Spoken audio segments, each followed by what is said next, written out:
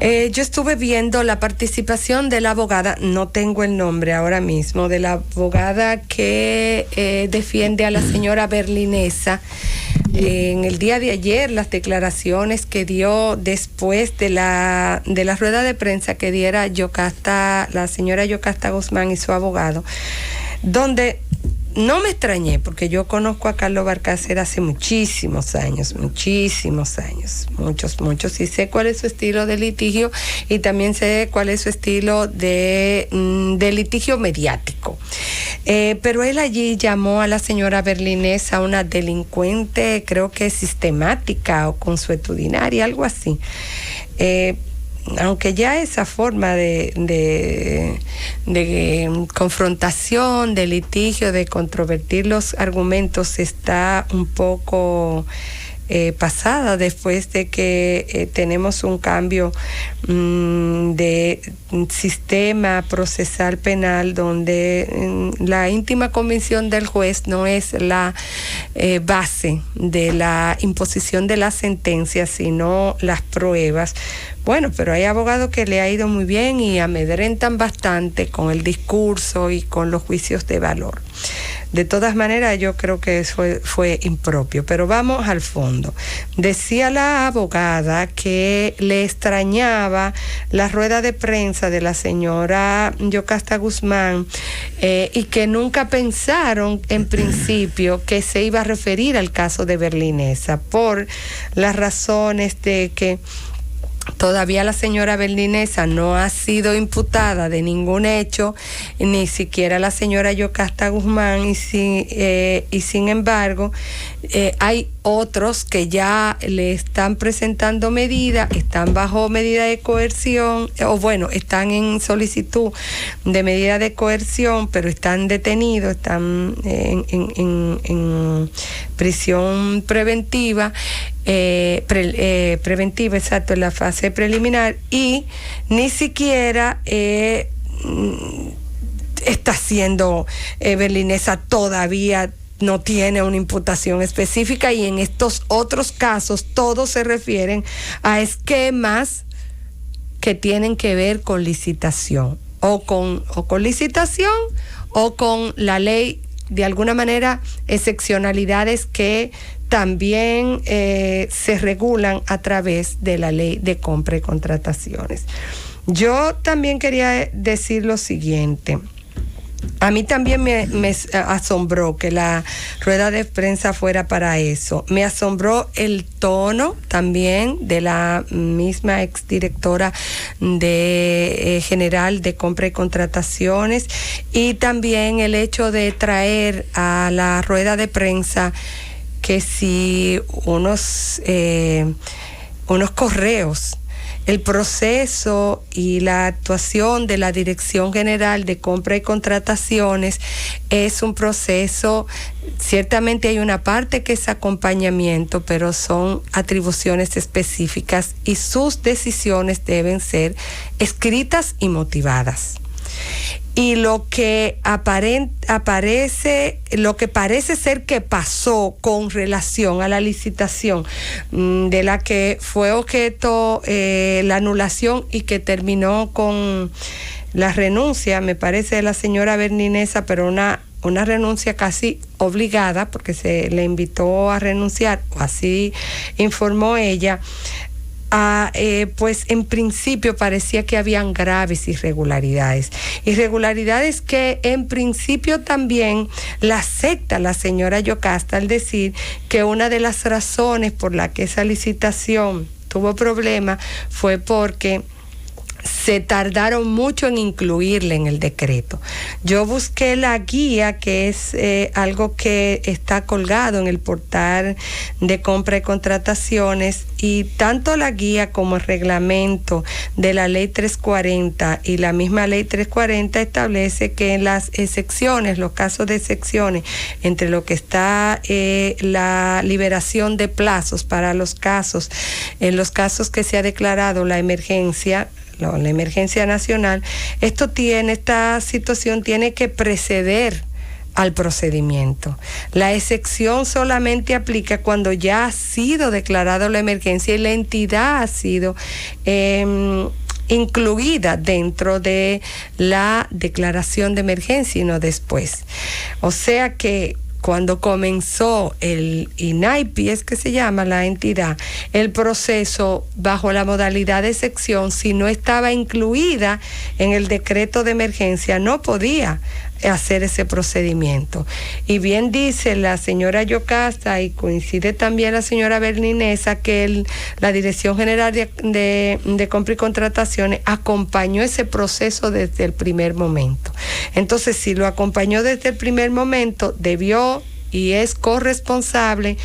aunque no lo hubiese acompañado, de que se cumplan los principios de publicidad, los principios de competitividad, de mejor oferta, de participación, de calidad y todos los principios que tienen que ver con que establece la Ley de Compra y Contrataciones y que no son excepciones. La excepcionalidad solamente tiene que ver, en principio, a mi corto conocimiento, con menores plazos y con el hecho de que el aprovisionamiento presupuestario que se le exige a todos los procesos de compra tienen que constar en la planificación anual y que es aprobado por la Dirección de Compra y Contrataciones y me parece que también la Dirección Nacional de Presupuesto o el Ministerio de Planificación y Desarrollo,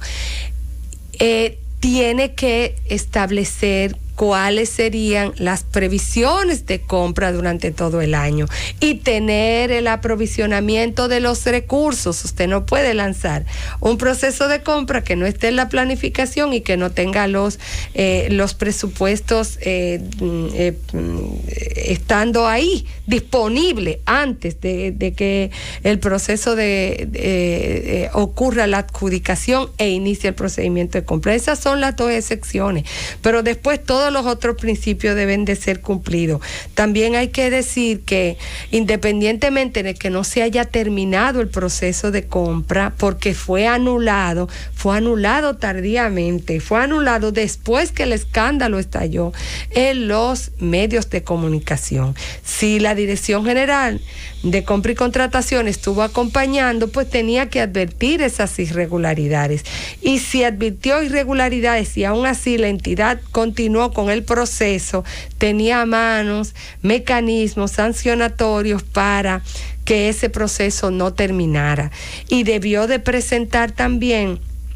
el caso ante su pleno para tomar determinaciones del lugar. La responsabilidad de la Dirección General de Compra y Contrataciones es una responsabilidad institucional, es una responsabilidad legal, no es algo personal. Nosotros vemos que lo que está ocurriendo es que en una estrategia, como bien decía nuestro compañero Manuel, pues la Procuraduría General de la República está haciendo algunas filtraciones muy convenientes y con ellos cada cual está tratando de defenderse y están aflorando algunas cosas que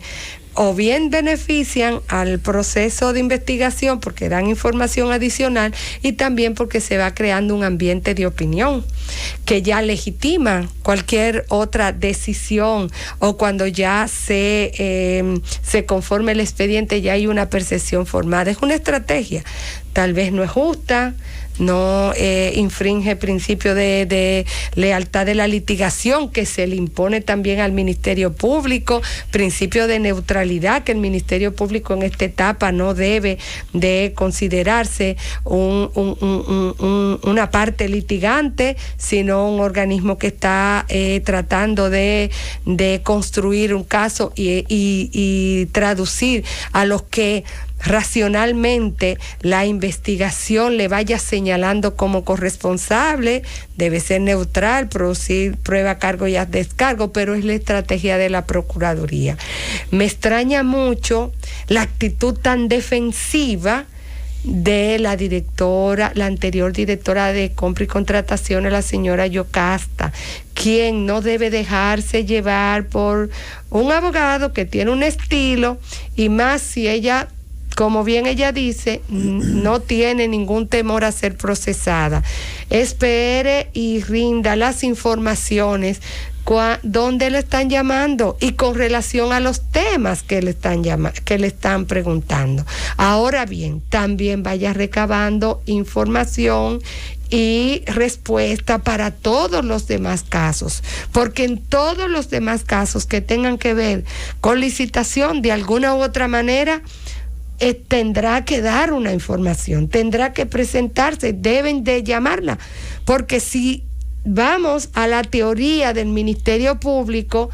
ese esquema de violación de procesos que están bajo la ley 340 ameritan que la fiscalización, la regulación y el acompañamiento que tiene que hacer la dirección, o que tenía que hacer la Dirección General de Compra y Contrataciones, detectara algunas o todos o muchas inconsistencias y muchas violaciones a la ley de compra.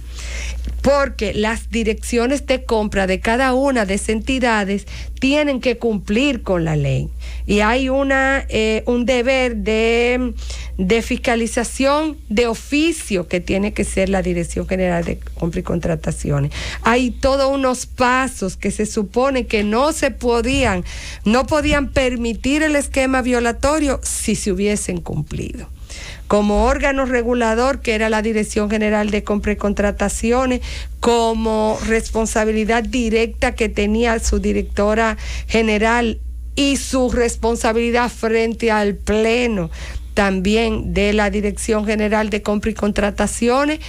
debe de reunir la información suficiente de todos y cada uno de los casos, sin premura, sin entender que esas situaciones deben darse. Yo lo entiendo que esas discusiones en los medios de comunicación y de rueda de prensa no es conveniente para el proceso, no es conveniente tampoco para los exfuncionarios. Vayan a las instancias donde se van a dirimir en aquellos casos que ustedes sean requeridos de manera principal, y en aquellos casos donde tienen que ir como a dar información por su calidad de exfuncionarios públicos, también vayan. Lo importante es que se le mande la señal a los funcionarios de que la mejor forma de defender su dignidad y de defender su gestión es preparándose para demostrar que ellos actuaron bien y que no hay ninguna violación que le puedan ser retenidos, y no discutiendo en los medios de comunicación y no entrando que si en un correo, bueno, a mí nada más ese correo, me parece a mí que había un tipo de relacionamiento que no era el debido entre una entidad reguladora y una entidad regulada. Ese tono, esa forma, el esa discurso, y esas amenazas, y no era el tono profesional y el tono de distancia que debía de hacerse. Además, tú le preguntarías si eso tú lo hacías con todas las demás instituciones, que si encuentran algo, actuamos, y si no encuentran nada, no hacemos lo loco. Ese tipo de discurso ella tenía la obligación de parar el proceso inmediatamente. Además, no debió de comenzar sin ser involucrada, sin haber sido incluida entre las entidades que estaban para vender de forma excepcional, porque así lo dice la ley. De entrada, ahí ya había algún tipo de problema. Entonces, ese es un proceso, es un trámite, y se prueba con papeles, no con correo, no con dímite direte, no con confesiones. Son trámites administrativos por escrito y sencillamente se prueban con cada una de las actuaciones escritas que dejan huellas en un proceso que está muy bien establecido, tanto en el reglamento como en las guías que colgaba y que tiene aprobada la Dirección General de Compra y Contrataciones.